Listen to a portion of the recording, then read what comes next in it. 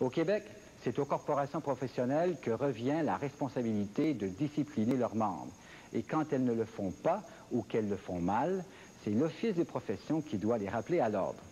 Maître Thomas Mulcair est président de cet ordre et il est arrivé à la conclusion que la Corporation des médecins du Québec est incapable d'assurer la protection du public. Je l'ai rencontré tout à l'heure. Mais M. Mulcair, c'est énorme cette conclusion-là. Comment en êtes-vous arrivé là? En vertu de la loi, l'Office des professions du Québec a l'obligation de faire rapport au gouvernement lorsqu'une corporation professionnelle fait défaut d'assurer la protection du public. Dans le cas qui nous occupe, nous avons au cours des dernières années malheureusement constaté cas après cas où la Corporation professionnelle des médecins du Québec, notamment dans les affaires concernant les fautes à caractère sexuel, aurait fait défaut d'assurer la protection du public. Le tout formait une sorte de masse critique. On a analysé ça, sous-pesé ça, et on a décidé unanimement, tous les membres de l'Office des professions du Québec, de soumettre le rapport en question au gouvernement. Et vous identifiez un responsable, le président de la corporation lui-même, M. Roy? Plus spécifiquement, oui, parce que chaque fois qu'on a constaté ou de l'ingérence dans du cas par cas dans des dossiers ou des déclarations outrancieuses qui avaient tendance à jeter un discrédit sur l'ensemble de la profession et sur le processus disciplinaire, c'était toujours la même personne en arrière, c'était le Dr. Roy. Mais le système lui-même, est-il suffisamment réceptif aux plaintes? À mon sens, non, et c'est pour ça qu'on a présenté un avant-projet de loi au mois de décembre 1992 qui a d'ailleurs fait l'objet d'une analyse pendant 3 semaines en commission parlementaire ce printemps. Nous avons retravaillé tout ça et on a un projet de loi qui est prêt et j'espère que le gouvernement donnera suite à ce projet de loi. Et est-ce qu'il est normal, par exemple, que le public ne soit pas représenté au comité de discipline, par exemple? Pour le comité de discipline, c'est pas là le problème à notre sens. Le problème, c'est bien plus une question d'ouverture des audiences. Et en 88, lorsque M. Claude Ryan était le ministre responsable des lois professionnelles, on a changé les règles du jeu pour dire que c'était l'ouverture. Par contre, même si ça a bien fonctionné au barreau et à l'ordre des pharmaciens, par exemple, à la Corporation des médecins, on a obstinément refusé de fournir les dates et les lieux, par exemple, des audiences, frustrant ainsi la volonté claire du législateur. Pour ce qui est des autres affaires qui sont prévues, on va mettre des membres du public qui siègent déjà. L'Office nomme déjà 4 personnes sur le bureau de chaque corporation professionnelle. Il va y avoir au moins 2 de ces personnes-là qui vont pouvoir entendre à chaque fois qu'un syndic décidera de ne pas porter plainte. Le membre du public pourrait dire, bon, j'aimerais que ce comité d'examen des plaintes révise ça. Alors, c'est ça qui a été prévu. Le climat n'est certainement pas à la coopération entre vous et la Corporation des médecins. Comment expliquez-vous ça? C'est dû à la personnalité de M. Roy ou est-ce que c'est dû à la personnalité de toute la Corporation des médecins? Je peux vous dire qu'il y a souvent des questions de personnalité, effectivement. Là où il y a des êtres humains, il va y avoir des comportements différents. Mais je peux aussi vous dire qu'il y a 41 corporations professionnelles. Et dans l'ensemble... Est-ce qu'il y en a d'autres qui posent des problèmes comme ceux-là? Non, il n'y en a aucun autre qui n'a jamais posé de problème aussi systémique que ça. Par contre, effectivement, par le passé, ça va faire 6 ans que je suis à l'Office des professions du Québec. On a vu des difficultés à d'autres endroits. On a eu des rencontres, parfois difficiles, parfois avec beaucoup de peine et de misère, on arrivait au bout de nos affaires. Mais avec un refus systématique, comme on a vu chez les médecins, non.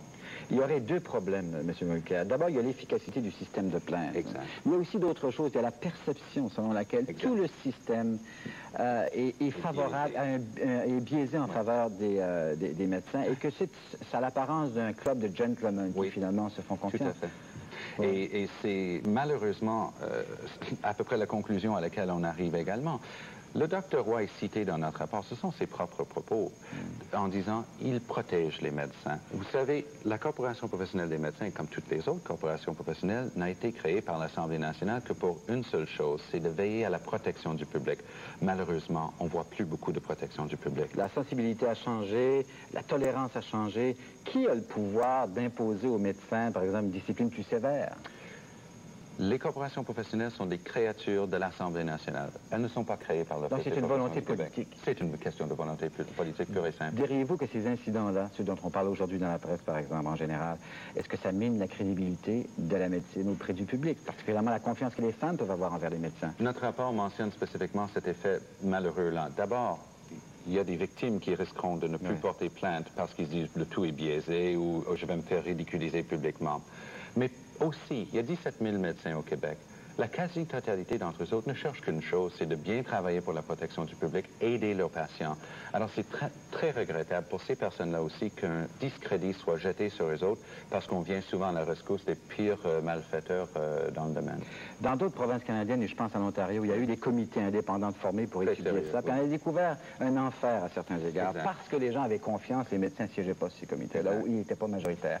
Est-ce que c'est le temps de faire ça au Québec? Je pense qu'il va falloir qu'on continue à analyser le système. On a certaines propositions qui sont sur la table et vous voyez, c'est quand même des forces très puissantes, les corporations professionnelles. Il faut faire face à cette réalité-là et il faut faire justement preuve de réalisme. J'espère que la réforme minimale, mais quand même essentielle, qui a été mise de l'avant l'année dernière, ne serait pas diluée au moment de sa présentation à l'automne, mais il reste à voir. Mais pour rétablir la confiance des gens, là, il faudrait-il pas avoir un comité indépendant de la Corporation des médecins qui ferait le tour du Il y a Québec? plusieurs personnes qui l'ont dit. Je vous avoue qu'encore une fois, ça, c'est une question pour le législateur. Avez-vous, M. Mulcair, une dent contre le Dr Roy lui-même? Non, pas du tout. Pas de Et conflit de personnalité? c'est important de comprendre que c'est un rapport unanime préparé par les 5 membres de l'Office des professions du Québec. Le Dr Roy nous disait tout à l'heure au téléphone que vous n'avez plus le respect des corporations au Québec, que vous avez perdu votre crédibilité et que c'est pour ça qu'on ne renouvelle pas votre mandat.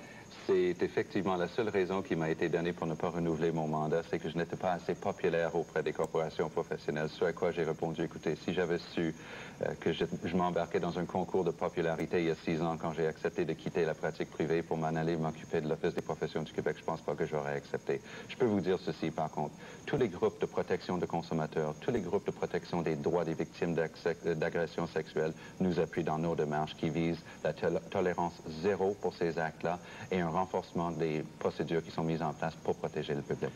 Merci beaucoup, M. Mulcair. Au plaisir, M. Michaud.